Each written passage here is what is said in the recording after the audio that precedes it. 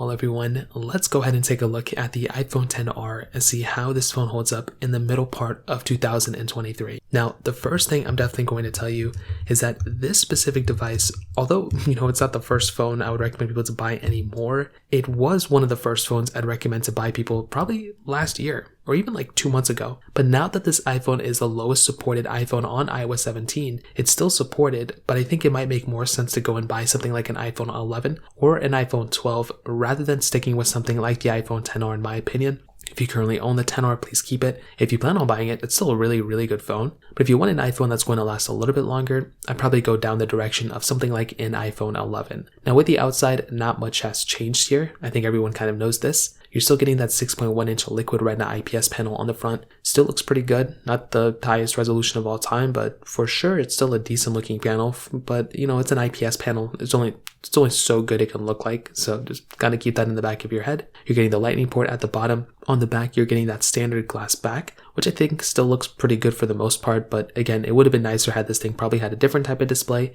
and a different type of back. But still glass back is fine. Single camera setup on the back as well. And overall, when I look at this phone, it still looks very good. You're still getting things like wireless charging. You're still getting IP certification. And overall, I'm a fan of the way this specific, device looks. Definitely doesn't look that old, but it definitely has a little bit of a date to it. It definitely doesn't look like the latest, iPhone that ever came out, if that makes sense. Now, in terms of the camera, same thing as it was before, 12 megapixel wide angle lens, 7 megapixel front facing camera. You can do 4K at 60 video on the back, and you can do 1080p video on the front. And as I mentioned before, it's definitely a decent screen. It's definitely a decent panel.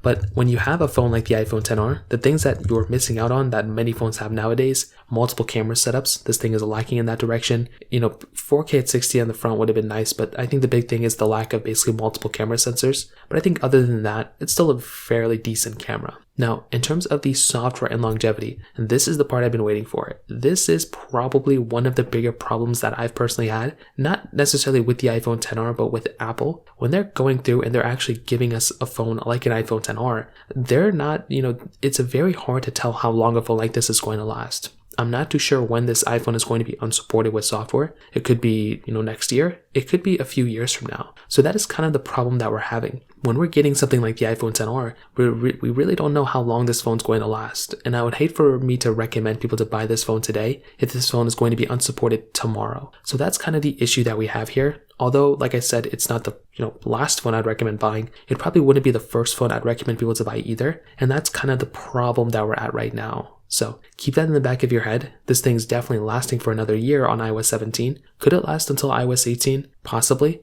But I don't know if this phone's going to last, even past that. So just keep that in the back of your head. But regardless, it's still a pretty good phone in my opinion. In terms of performance, this thing has that Apple A12 Bionic chip inside of it with 3 gigabytes of RAM. And as I've said before, the performance behind this phone is actually very, very decent. For how old this phone is, it's approaching 5 years old this year, and for the capability behind this phone, I think it's still fairly decent, and the fact that it's still on iOS 17, it definitely gets a thumbs up for me from that perspective, and that's something that I think is actually very, very cool. Now, is it perfect? No. There's still going to be glitched frames, it's still going to be a little glitchy here and there, and it's definitely going to be kind of lagging in the performance sector sometimes, but as I mentioned before, when you're getting something like the iPhone XR, it's still going to be a phone that's fairly decent for the most part. So to kind of sum it up, to be honest, I think the iPhone XR is still a fairly decent phone. I just don't know if it'd be the first phone I'd recommend people to buy. I think something like the iPhone 11, iPhone 12, those phones might be a little bit better.